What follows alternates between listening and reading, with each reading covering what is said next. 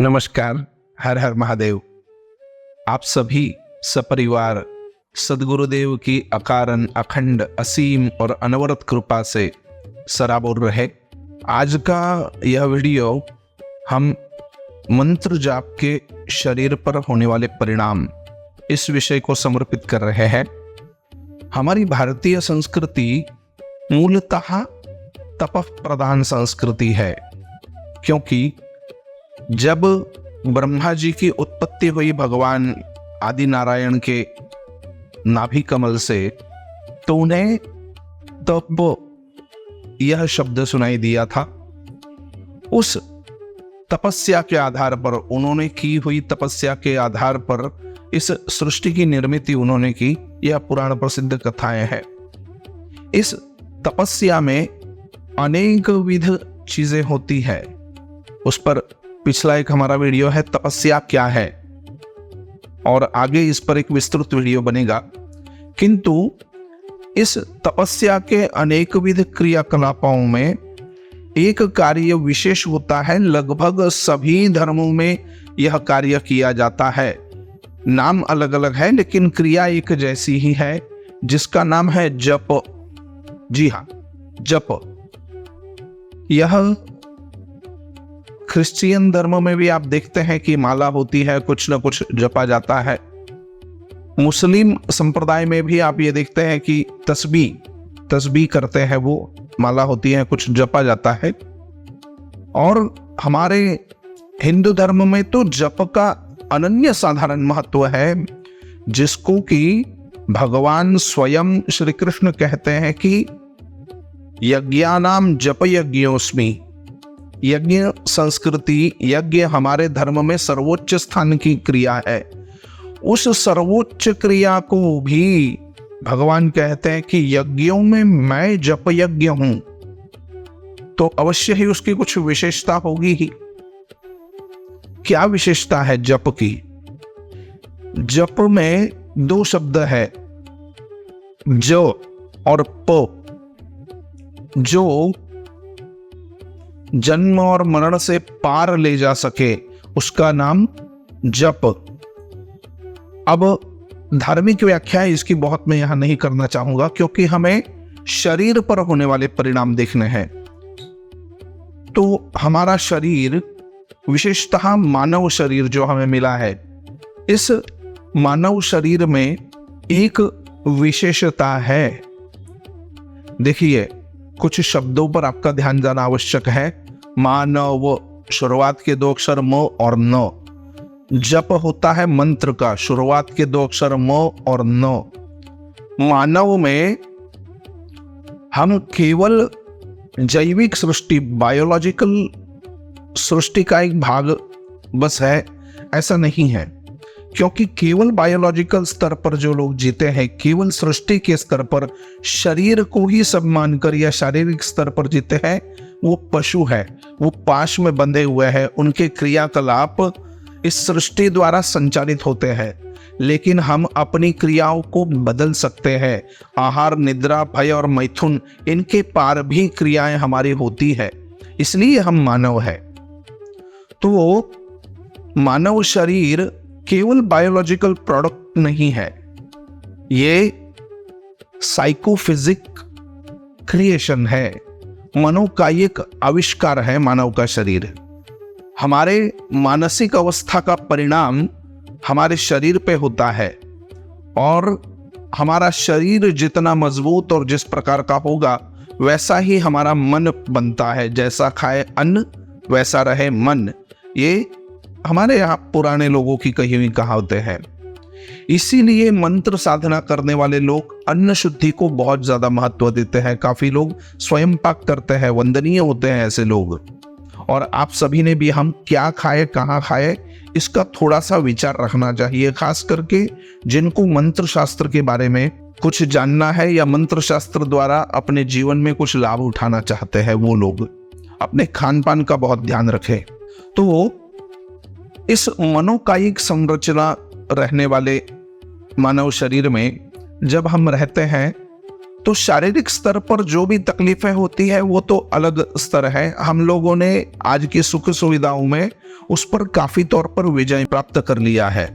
इस प्राप्त विजय को आप सुखोपभोग के रूप में देख सकते हैं। आज हमारे पास इतनी सुख सुविधाएं हैं जो हमारे पिताजी, हमारे दादाजी या परदादाजी सोच भी नहीं सकते थे। उससे अधिक सुख सुविधाओं से हम लोग लद चुके हैं। लेकिन मैं आपसे पूछना चाहूंगा, क्या आप सुखी हैं? क्या आप शांत हैं? दुर्भाग्य से बहुत सारे मेरे मित्र, मेरे आप्तजन और जो मुझे देख रहे हैं वो मेरे बंधु भाई, मेरी बहनें, इसका उत्तर हाँ में नहीं दे पाते। मैं चाहता हूं कि आप से ज्यादा लोगों का उत्तर इसका हाँ में आए। लेकिन तकलीफ क्या होती है आप समझ लीजिए। मेरा अनुभव है कि जिनके पास सुख सुविधाएं कम है, पैसा कम है, वो अधिक ज्यादा सुखी है। लेकिन जहां पर सुख सुविधाएं ज्यादा है, पैसा भी ज्यादा है, वहां की दुविधाओं का तो कोई अंत ही नहीं दिखता। क्या है कारण इसका? इसका कारण है हमारा मन। जैसे ही हम एक चीज को लेते हैं, दूसरी चीज वो आगे तैयार कर देता है। तो इस मन को साधने का जो कार्य है, मन को साफ करने का जो कार्य है, वह कार्य जिसके द्वारा किया जाता है, उन शब्द राशियों को कहते हैं मंत्र। मनना त्रायतेति मंत्रः। मनन करने से, वारंवार कहने से जो हमारे मन को त्राण कर देता है, पार करवा देता है मन की इन उलझनों से, उसका नाम है मंत्र। अब ये मंत्र कोई भी शब्द नहीं होता। मंत्र 3 चीजों से आबद्ध होता है, ऋषि, छंद और देवता। कोई एक ऋषि हो जिन्होंने उस मंत्र को सिद्ध किया, वो किसी छंद में होना चाहिए, माने ये छिपाए हुए राज होते हैं। वो मंत्र फिर खुलता है। मंत्र शास्त्र और तंत्र शास्त्र की अपनी मर्यादा है। और तीसरी चीज होती है देवता। इन 3 से आबद्ध आर्ष प्रणीत शब्द राशि को मंत्र कहा जाता है। उस मंत्र को वारंवार जपने से क्या होता है, जैसे मैंने पहले आपसे बताया कि हम साइकोफिजिक है, मनोकायिक है। हमारे मन में जो भी तकलीफें आती है उसका थोड़े थोड़े दिनों बाद परिणाम हमारे शरीर पर दिखने लग जाता है। मन अगर उदास है तो शरीर से हम बहुत फुर्तीले काम नहीं करते या शरीर में वह चेतना नहीं दिखती। मन अगर बहुत ज्यादा दिनों तक उदास और बहुत ज्यादा चिंताग्रस्त रहे तो विषैले तत्व तैयार हो जाते हैं शरीर में, जो टॉक्सिन्स के रूप में बढ़ते हैं। ये सब हमारे रोजमर्रा के होने वाली चीजें हैं। तो आपने सोचना चाहिए कि अगर यही मन बिल्कुल शुद्ध अवस्था पे पहुंच जाता है, बिल्कुल देव भाव में पहुंच जाता है, हम पशु भाव और मनुष्य भाव को छोड़कर देव भाव तक की यात्रा जिस मार्ग से करते हैं, उस जप को वो जप अपने सिद्धि तक पहुंचता है, तो उस मन में दिव्य गुणों को प्रकट करता है।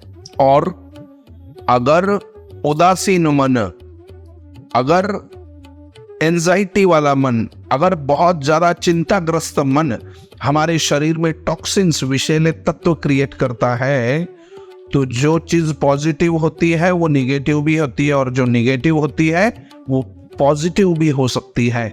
तो जप करने से जो मन शुद्ध हो गया, जो मन दिव्य हो गया, जो मन आनंद से भर गया, वो क्या करेगा? जी हाँ, सही समझ रहे हैं आप, वो हमारे शरीर में अच्छे रसायनों की निर्मित करेगा। और अच्छे रसायनों के निर्मित का परिणाम क्या होगा? हम प्रसन्न रहेंगे। उस प्रसन्नता का परिणाम शरीर पर भी आएगा। शरीर पर होने वाला परिणाम हमारे जीवन में दिखाई देगा। जीवन में होने वाला पूर्ण परिणाम हमारे क्रियाकलापों में, हमारे कार्यों में दिखाई देगा।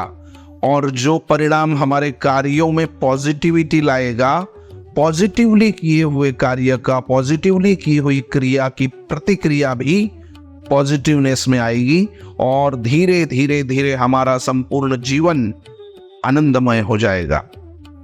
शरीर में उत्पन्न होने वाले रोगों के मूल तत्व को ही ये जड़ से मिटाने की क्षमता रखता है, जिसको हम जप कहते हैं। शरीर में जो जो क्रियाएं होती है उन सब को संयत रखने का कार्य जप सिद्ध मन द्वारा हो सकता है। ये हमारे ऋषि मुनियों ने और पूर्वापार आचार्यों ने हमें बताया है और जी कर बताया हुआ है, इसलिए परंपरा आवश्यक होती है। मेरा परंपरा वाला वीडियो आप देख सकते हैं। इसमें मंत्र किसी से भी नहीं लिया जाता, मंत्र केवल पुस्तकों से पढ़कर नहीं आता, मंत्र यूट्यूब और व्हाट्सएप वाले यूनिवर्सिटी से नहीं आता। मन तो संयत शास्त्र सम्मत जीवन जीने वाले सजीव पिंड को धारण किए हुए, अपने शरीर को देवताओं का घर जिन्होंने बना लिया है, ऐसे सदगुरु के मुखारविंद से हमारे कल्याण के लिए निकली हुई राशि का नाम मंत्र है। मंत्र मूलम गुरोर वाक्यम, मंत्र का मूल गुरु जी का वाक्य होता है। तो अच्छे गुरु जी की खोज करें और मंत्र उनसे धारण करें, और इस मंत्र द्वारा हम जो भी जप करते हैं, जो भी कार्य करते हैं, उन सभी कार्यों को अपने मन से नहीं करते, मंत्र के साथ उसकी विधि भी आती है। विधि पूर्वक किया गया मंत्र जाप आपको सिद्धि देता है। सिद्धि का अर्थ वो कार्य की पूर्ति करता है, और इसी मंत्र जाप को अगर अविधि से किया तो वही कार्य ना आपको सिद्धि देता है, ना आपको सुख देता है, ना आपको अच्छे परिणाम देता है। अगर आप जप कर रहे हैं और परिणाम अच्छे नहीं आ रहे, तो विधि में कुछ गड़बड़ हो रही है, उसको ठीक करें। आशा है आप भी अपने जीवन में सद्गुरु की कृपा धारण करके किसी मंत्र का आश्रय लेकर अपने जीवन को कृतार्थ कर अन्यों के भी जीवन को कृतार्थ करने का प्रयत्न करेंगे। इन्हीं शुभकामनाओं के साथ आज विदा लेते हैं। तब तक के लिए आप सतर्क रहें, सावधान रहें और अपने कल्याण के लिए नित्य प्रयत्नशील रहें। हर हर महादेव।